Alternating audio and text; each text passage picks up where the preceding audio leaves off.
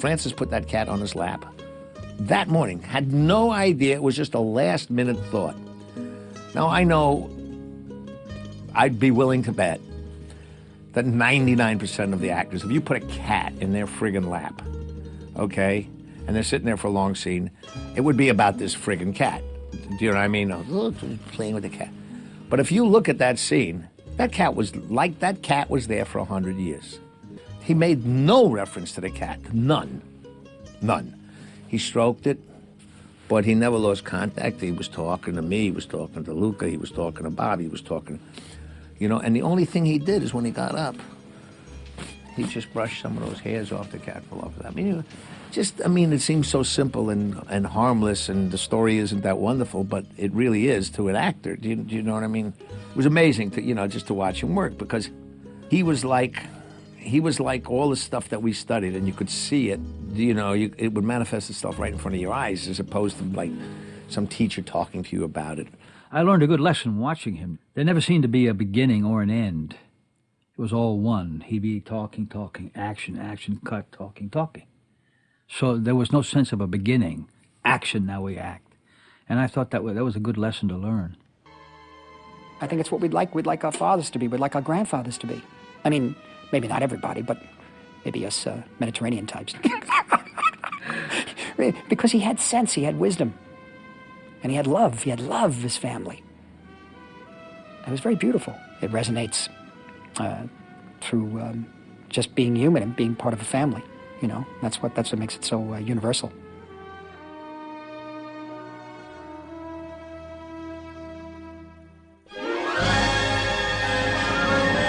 Godfather, Impact of Godfather was huge. I mean, it was a blockbuster film that was serious. I mean, it got 11 Oscar nominations.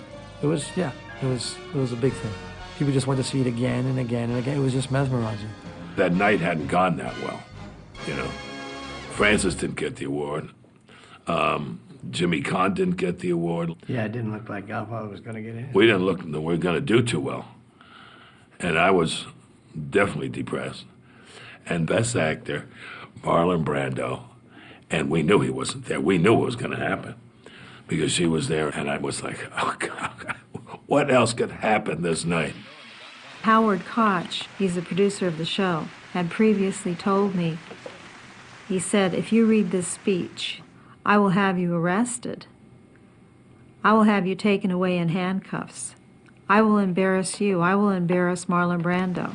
But he had no real idea that I was going to refuse that Academy Award. Hello, I'm representing Marlon Brando this evening, and he has asked me to tell you in a very long speech, which I cannot share with you presently because of time, but I will be glad to share with the press afterwards, that he very regretfully cannot accept this very generous award. And the reasons for this being are the treatment of American Indians today by the film industry. Excuse me. So she got up and she made, Marlon Brando sent me here. It was all very sweet. But, the Academy wanted Marlon Brando to get up there and get it because just respect. Meanwhile, backstage, John Wayne had to be restrained by several big men from coming onto the stage and dragging me off. We were all in Wounded Knee watching.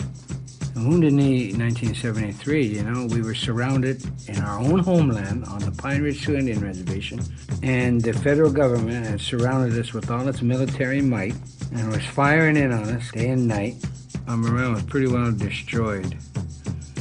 Just about that time, Marlon told us to watch. That probably was the finest moment for us in the entire 20th century. That moment brought us so much self-dignity and self-pride. That was the night to remember. I have indicated in this statement that Marlon Brando was on his way to Wounded Knee. Right after Marlon did that, the news media snuck through the lines and started really reporting what was going on from inside. Outside, we were just a bunch of thugs, see, up until that time. Because of the Academy Awards and Marlon Brando and Sashay and Little Feather, it turned it around. You know, Wounded Knee 1973 was the third most photographed event of the decade of the 70s. That's true. Well, it made it happen. He tried to do things for the Native Americans, and in that way, I think he was helpful and made an example for other people who came after him, and myself included. And of course, he got a lot of flack from it, you know. His life was threatened. You know, he went to jail for it. They vilified him in the national news media for presenting some prime Hollywood Hills real estate to the American Indian. I think I would like at this time to give you